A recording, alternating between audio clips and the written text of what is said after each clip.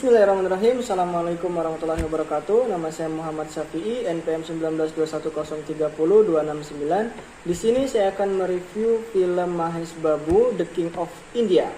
Bagaimana filmnya, kemudian saya akan review, kemudian apa hubungan antara film ini dengan fikih siasah yang kita pelajari. Berikut filmnya. Yuk, simak.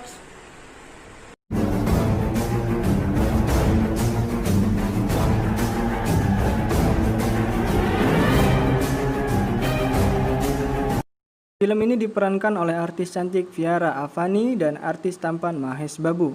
Film ini bercerita tentang perjuangan seorang anak yang melanjutkan perjuangan ayahnya yang dikenal sebagai pemimpin yang jujur.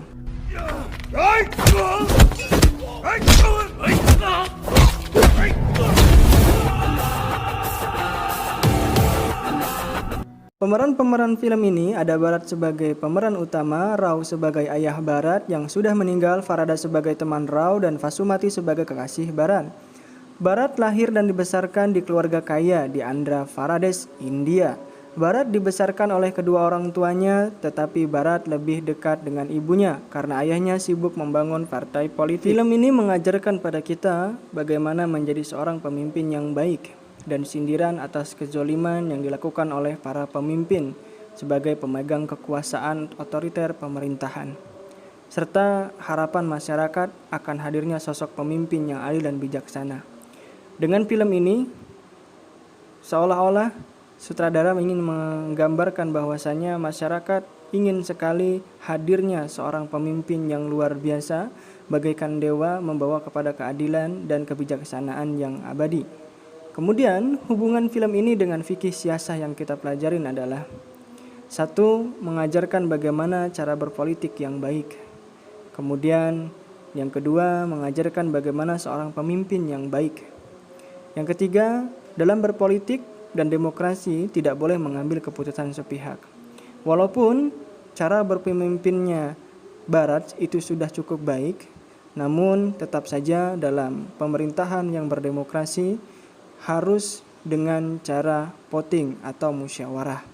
Karena sama saja dengan pemerintahan otoriter apabila keputusan itu hanya diambil satu pihak. Kemudian pemimpin itu harus menjadi contoh bagi bawahannya. Kemudian film ini juga mengajarkan kepada kita bahwasannya ternyata untuk menjadi bangsa yang maju kita harus disiplin. Kemudian film ini juga mengajarkan kepada kita bahwasanya pendidikan itu adalah nomor satu, sebagaimana yang dilakukan oleh Bharat ketika membangun pendidikan. Bharat yang pertama harus dilakukan adalah bagaimana cara disiplinnya seorang warga negara akan taat peraturan. Kemudian pendidikan itu harus diutamakan. Kemudian yang kedua adalah keamanan dalam menyampaikan pendapat. Hilangnya keamanan dalam menyampaikan pendapat itu akan menjadi musibah bagi negara karena pemerintah otoriter itu tidak akan menjadi negara yang maju. Yang ada hanyalah penderitaan bagi rakyatnya. Kemudian yang ketiga yang dilakukan oleh Bharat adalah betul apabila kita ingin menjadikan negara kita negara yang maju, tingkat kesehatan di negara tersebut harus diutamakan.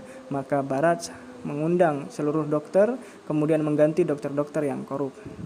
Kemudian film ini juga mengajarkan kepada kita bahwasannya ternyata untuk menjadi atau merubah bangsa yang besar kita harus melakukan dengan 3M. 1. Mulai dengan diri sendiri. Kemudian yang kedua, mulai dari saat ini. Kemudian yang ketiga, mulai dari hal yang terkecil. Karena tiada kebahagiaan tanpa disiplin. Dengan disiplin kita akan menjadi pemimpin yang baik, pemimpin yang kokoh, pemimpin yang bijaksana, dan pemimpin yang akan menjadi tauladan bagi rakyat dan lingkungan sekitar. Bye-bye, semoga bermanfaat. Assalamualaikum warahmatullahi wabarakatuh.